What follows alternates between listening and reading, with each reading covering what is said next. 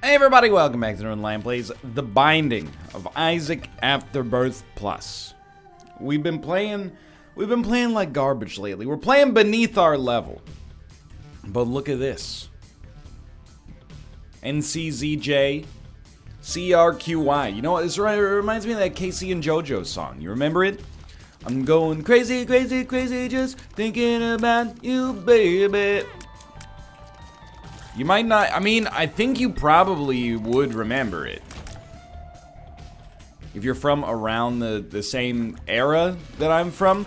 A lot of, if you weren't born probably between like 1984 and 1992, you might not be aware that for about a year, in the early 2000s, it was completely impossible to basically watch any piece of media without seeing Julia Stiles. And if you don't know who Julia Stiles is, type in Julia Stiles with an I, like Ryan Stiles, and you'll be like, oh, her. I've got nothing against Julia Stiles. She's still working. Even at the time, I had nothing against her, but she was in the Bourne movies, at least like the most recent. Well, not the most recent, because come on, but the first three, she was in some of those. Excuse me, this is way too much money. I don't know what to do with this much money. I'll give you one more, why not? Okay, the stopwatch would be nice, of course. She was everywhere. Mostly this movie called Save the Last Dance, where and it's kind of like a West Side Story sort of situation. Let me go see what's going on in our item room first. There's a upper class, I think, ballerina. Somehow she ends up taking hip-hop dancing classes with, it's a complicated movie is all I'm gonna say, okay? There's, social issues, class issues, there's crime, there's culture, etc., etc. It's really fun for the whole family. Is there no item room? Am I dying? That's why I need a map, dude. This movie was everywhere for about, oh, there we go. For about a year. And it was headlined by, every song back then, or every movie back then that went super big, it always had like one song anchoring it, like Men in Black and Wild Wild West and, Men in Black 2, they had those Will Smith bangers, and Titanic had like My Heart Will Go On, and then Jurassic Park had the one that's like, open the door, get on the floor, everybody walk the dinosaur. It's like that, but Save the Last Dance had this song by a R&B group called Casey and JoJo. Just where they were going crazy, crazy, crazy, just thinking about you, baby. And I gotta say, they do go a little crazy in the song. At the end, they going crazy, crazy, crazy, crazy, crazy. Just think. That's one I think you don't hear that one on the radio too much anymore. It's been erased. It's like Kate and I on last Saturday, we were in Lush buying bath bombs. Look, I don't have to justify myself to you or to anyone. When we go to Lush, Kate gets like 4 bath bombs. I get a bath bomb too. You know why I get a freaking bath bomb?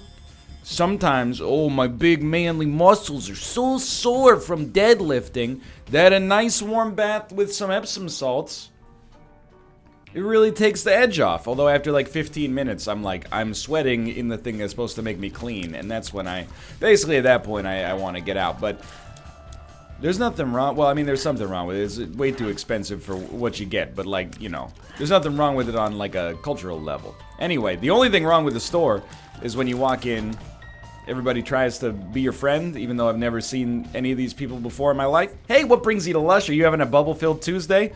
What the heck are you talking about, Brian? I don't know you. Why are you... You're talking to me with more assumed familiarity than I talk to my own family with.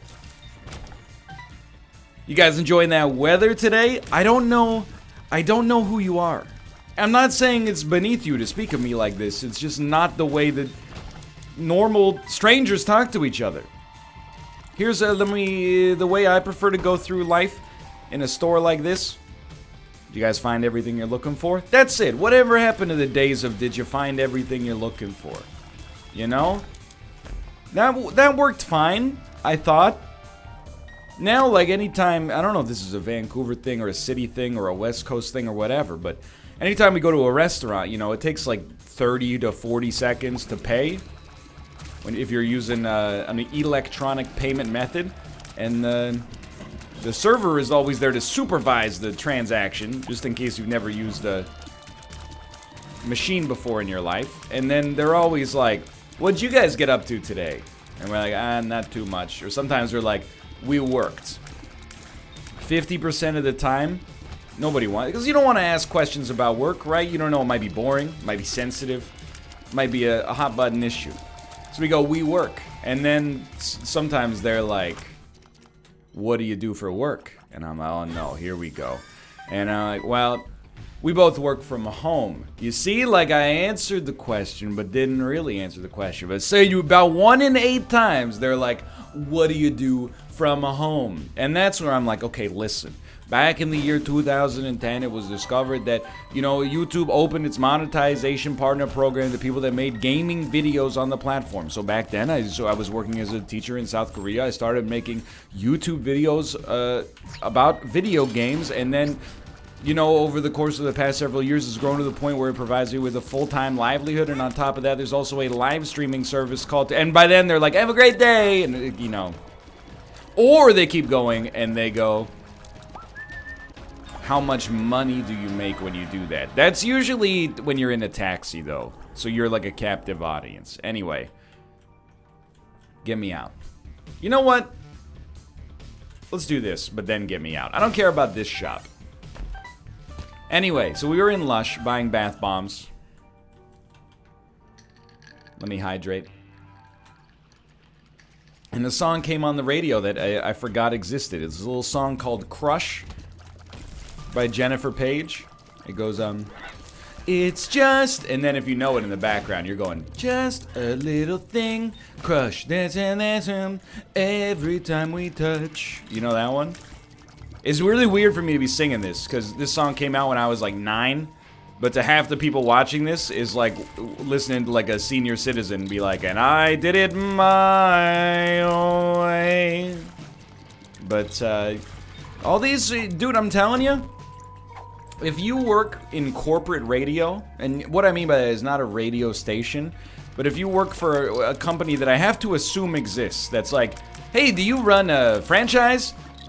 Here's the corporate mandated, inoffensive, and yet, you know, foot-tapping music that you can play inside of your grocery store or a nondescript coffee chain. Because usually I feel like Starbucks, depending on the location, a lot of the time I walk in and it's got like a little coffee house vibe, but sometimes I feel like I walk in and it's like wow wow chicka wow wow chicka chicka chicka wow wow chicka wow wow chicka, I'm ready for you, wow wow. You know, that's Rage Against the Machine.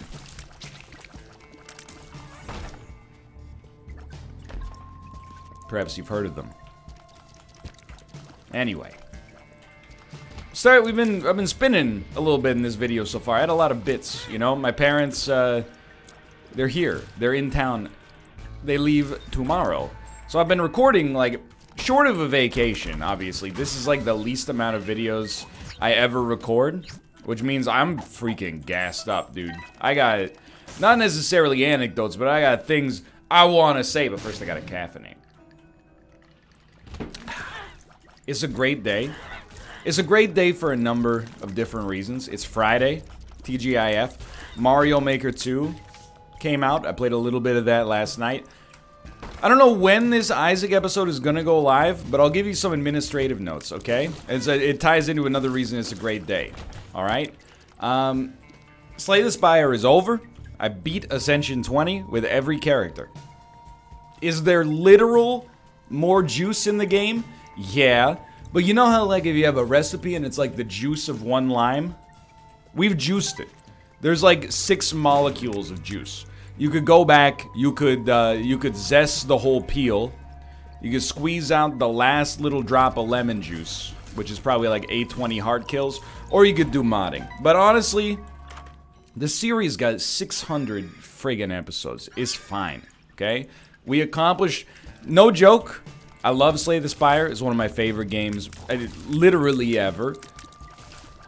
It also is the conduit for one of the... I honestly think, like, beating A20 with every character in that game is probably the hardest thing I've ever done in any video game on YouTube and Twitch. Maybe the hardest thing I've ever done in a video game in general. I can't think of anything that would, you know... I mean, is it... It seems less daunting, maybe, than getting a triple-digit streak in Isaac, but, you know... It was tough. It took a lot to get there, because it's not just one run. That's like saying, you know, Usain Bolt, oh, all he had to do was work for 9.6 seconds, and, you know, now he's in the history books. Well, no. He had to work forever in order to get to that 9.6 seconds. You know what I mean? You know what I mean. In its place, I'm intending to play Mario Maker. You might even get sick of how much Mario Maker is gonna come. There's gonna be Mario Maker on streams. There's gonna be Mario Maker videos. Mario Maker breakfast cereals. Mario Maker, you know, edible underpants. Okay, probably should not say that one, because Nintendo is actually notoriously litigious, but I'm obviously not gonna make edible underpants. The concept is just gross. I get it. I mean, you're not gonna think I get it. I get it. But I just don't want it, if that makes sense. You know, I get there's a certain element of, like, tee-hee-hee playfulness, but then there's also the gnashing of teeth in some sensitive regions, so I would rather just avoid the whole situation to begin with. Not to mention Nintendo's lawyers, but anyway. This run is totally set. I feel like it's been a while since we've had a run that's, like, this set this early. Oh, absolutely, PhD. I don't think there is, like, a post-mortem that needs to happen for Slay the Spire, by the way. I'll probably do a video where I rank all of the, all the cards for the Silent, just because I've already done that for every other character in the game. Why not? And now that I actually feel, like, semi-qualified to do it for the Silent because I won once, yeah, why not? But it's the perfect moment for that series to end, you know? It's like Endgame. You know, it ended in the most fitting way possible. I would hate to dampen any kind of significance for the series and also miss a perfect window to add in some more variety to the channel by being like, let's just do 6 more dailies to fill space until you know. So, you get the idea. So Mario Maker will be coming in there. But that's another reason it's a good day, is because yesterday that Slay the Spire episode went up, and all the people who thought they were being, productive by being really, really rude in the Spire comments and putting one piece of constructive criticism followed by a lot of personal insults and thinking that that's the road to self-improvement had to be nice to me contractually for one day. I gotta tell you, it was the most, like, look on my works ye mighty and despair moment of my entire life. Looking at the Slay the Spire, you know, 5, 6, 7 comments once the video went live, and realizing what percentage of them had bracket edited on them. Like, clearly they were, oh, I can't believe, like, earlier on in the run he did this mistake, and then, well, looks like we got another loss here, boys. Edited. I always knew you could do it, NL. It's been a great pleasure to watch you this whole time. I always knew you had it in you. Some people were still doubling down. They're like, well, it just goes to show you, we were right to be rude earlier, because clearly he had it in him. He just needed somebody like me to bring it out. You know, that's, you remember the Rocky movies. Behind every great boxer, there's always one dude telling him, there's no way you could do this, you freaking idiot. Go back to the meatpacking industry. Anyway, I'm not, it sounds salty. I'm not actually salty. I was, like, jubilant yesterday. And on top of that, the fact that there was an adversary for the series, even if you didn't know it was you, you know, it makes for better content, if that makes sense. And moreover, it's complicated, right? Like, I think you could be rude and simultaneously love the videos and simultaneously think I'm a great person or a terrible person. It's the complicated nature of the parasocial relationship on YouTube, right? It was my thesis in middle school. Anyways, that's another reason it's a great day. I'm exalted. Finally, in 10 days, we did 3 Ascension 20 wins. So I would like to formally state that I have a 30% win rate. And you know that's not disingenuous, because if I wanted to, I would just say I have a 100% win rate. We started tracking when I won that final run. Everything else up to then was just practice. There's no way that this is not going to sound rude, but it's also a good day, because today's the last day my parents are here. And I love my parents. Sincerely. And I don't even mean like in a everybody loves Raymond sort of way, like, I love my mom, but I wish she would never come over here. It's more just like, you know, our routine is about to be reset. You know, get back to... It's been a not a weird week, but a different week for me, because like on top of my parents being here, so I haven't been working as much as, to be honest, as much as I like to. It sounds like I'm happy my parents came, and I'm happy they will, you know, continue to come once a year, once every 8 months or something. But I work a lot partly because I am at my least anxious when I work a lot. You know, I have like this old school, like, you know, like pilgrim or Protestant-esque view, like, well, you know, I can't, should I enjoy myself yet? I'm not sure if I've suffered enough, you know? So, like, you know, when I go out for lunch with my parents and I haven't done any work that day, I'm like, I don't deserve this lunch. Just bring me a plate of dirt. So, you know, again, I'm a creature of habit. So I love my parents are here. We get along very well. We have interesting conversations. Simultaneously, once they leave, I can take a bit of a sigh of relief and be like, I'm back to my normal routine now. You know, I can get back to it. Because even like, you know, in the gym this week, I'm on something called a deload week. Because apparently nobody in the fitness world has a sense of humor, because that sounds hilarious. But deload week. Anyway. So that means I haven't been lifting that heavy. I've only been spending, like, you know, half the time in the gym that I normally do. It's not like I'm, you know, yoked out of my gills, but it's like a recovery week, basically. Which has been good, because it's given me more time with my folks, but also at the same time, I'm like, I'm useless. I'm a useless husk of a man right now. I'm only putting in the bare minimum work in every single aspect of my life, and it feels weird. Anyway, plus I've barely been I missed the enhanced raid hours for Kyogre. I mean, I got a shiny last week, but still, it's the principle of the thing, you know what I mean? Anyway. Is this Tomo? Tomo, what's wrong, man? What is it, dude? You hear this guy? Tomo. He hit me with a little meh. Cats are good. Just, you know, they meow from time to time. You know, another reason it's a good day? Sometimes, and this is again, sometimes you need like a little reset to let things like this percolate to the top. If you're working, you know, if you're redlined at all times with your work and, you know, personal responsibilities, it's very hard to add new things into the system, because you're like, I literally don't have time for it. Do the dishes? I don't think so, sweetheart. Start buying paper plates. I don't got the time to do chores. Too busy making videos of video games. Anyway. That's not a knock on our colleagues who actually do that, although it's very hard to imagine how it wouldn't be. That's literally, I get that philosophy sometimes. Like, well, sorry, I haven't been able to do laundry. I've been recording Isaac videos. It's called Work, honey. Maybe you've heard of it. But, you know, Mouth bought a steering wheel for F1 2019, a wheel and pedals. Saw him playing today. We were going to do some co-op next week. And I said, you know what? It's no fun if my dude's on a wheel and pedals and I'm on a controller. Like, it sounds rude, but I'm going to smoke him. And I'm going to smoke him unfairly, because he's going to have a huge disadvantage, at least early, due to playing, you know, with a slightly, not inferior, of course, but a slightly more cumbersome, at least, a greater learning curve style of input. Like, I had like 100 hours in on the controller, you know? In this F1 series, at least. So I bought a wheel myself. It'll be here Sunday. And then also on top of that, I was like, you know what? why don't we do some, while I'm doing some spring cleaning stuff here, why don't we, like, rethink, you know, stream production and branding, you know?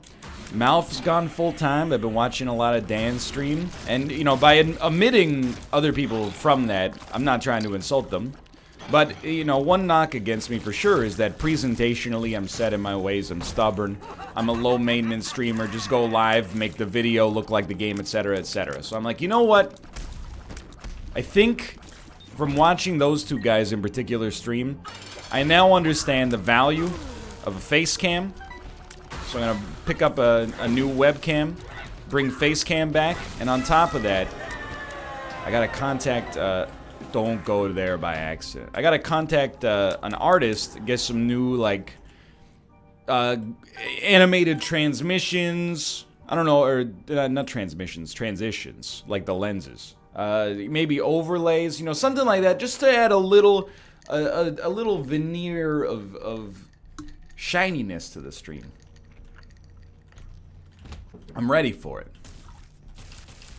You know, there's a great expression, and I'm stealing this wholesale from a podcaster who does hardcore history called Dan Carlin, who in turn was quoting Rahm Emanuel, the former White House chief of staff, who in turn was quoting, I don't know, like Julius Caesar or something like that, but there's a well-known expression called never let a good crisis go to waste. And I believe in it. I believe in the expression. It's usually used for nefarious reasons, you know? And what I mean by that is it would be like, well, you know, we got some kind of crisis in the news. We can use that as leverage to get more political capital to push through whatever agenda we wanted to push through. I'm not going to give you examples. You're smart people. But I also think, you know, on a personal level, never let a good crisis go to waste is not a bad motto, even though, you know, the expression as it originally stands is kind of poisoned. You know, you got a breakup. You can use that as a catalyst for some kind of personal improvement. You you know, you just lost your job, same deal. Now for me, I didn't have like a crisis necessarily, but I had like a miniature crisis with the copyright strike. I'm a well-oiled machine when it comes to YouTube production, and that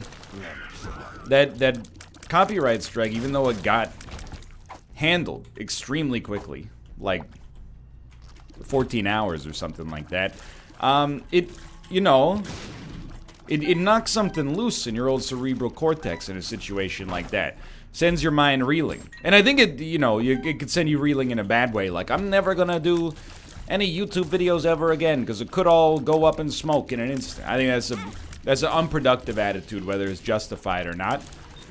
What it instead said to me is, hey, you know, you don't have to necessarily change the amount of time you dedicate from one to the other, but why not, you know, take the extra effort to refresh your Twitch stream a little bit.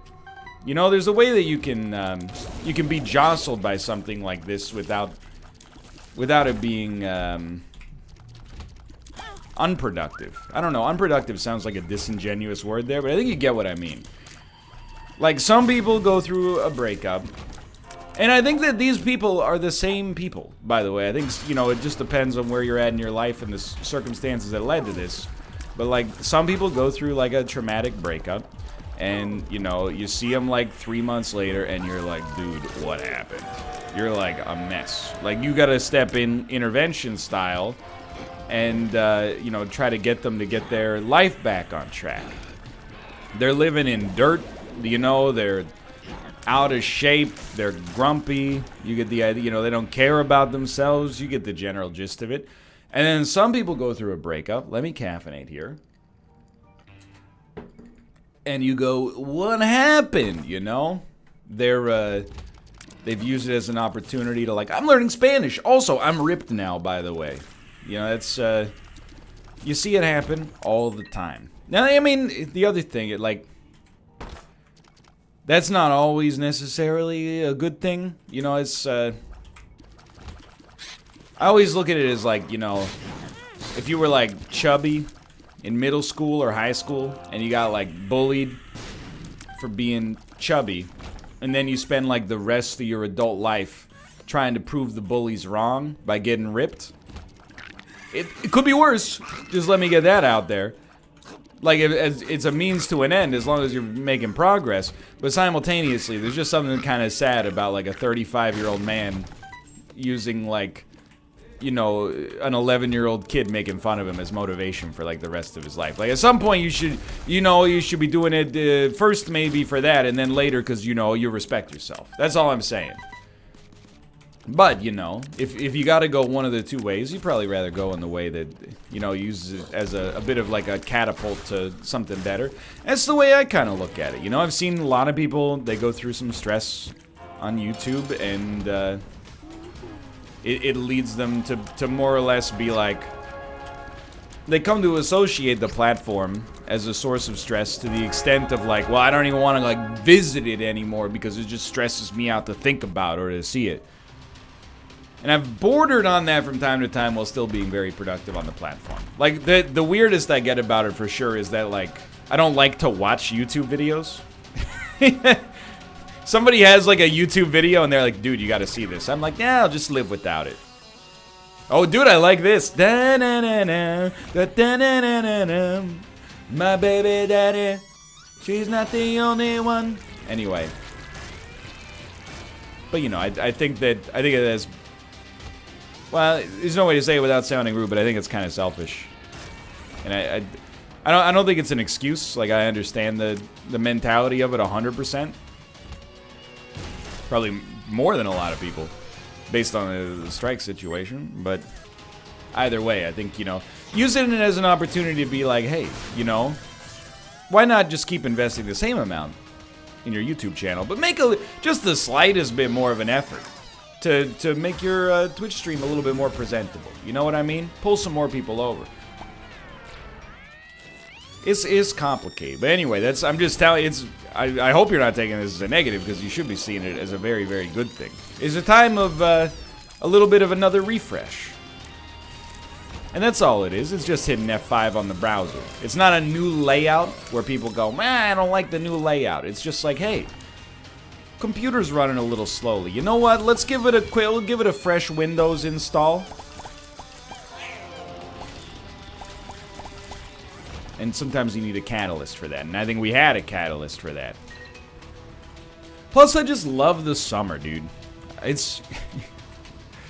You're probably sick of hearing me talk about it, but I'll tell you, like, as an adult in Canada who, you know, on a legal level owns his own business, you're never really, like, free from tax season. It's tax season, like, almost all year round. Get letters from the government at all times. But, like, really July 1st, halfway through the year, is where I go, okay, everything is completely sorted out. 6 months of, you know, just relaxation. And the weather's good, and you pay your quarterly installments. You get the idea. It's just a good time of the year.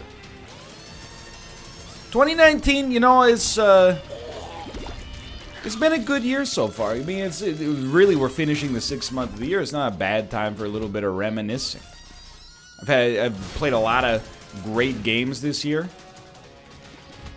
Done a little bit of not a new direction, but at least until I got sucked into Gungeon, we had a lot more variety on the channel, and that's looking to return in the next couple of weeks. We did return to Gungeon, which has been a lot of fun. Conquered Slay the Spire. Played a lot of new stuff I'd never played before on the channel. Tetris 99. Katana Zero was a great time. Lots of great stuff. My boy Malf went full-time. Escape from Tarkov's been fun. I'm looking forward to the rest of the year. For now, thanks for watching. I hope you guys have enjoyed the episode. If you did, click the like button. Helps out a great deal. Of course, subscribe if you want to see more in the future. For now, thanks for watching, and I will see you next time. See ya!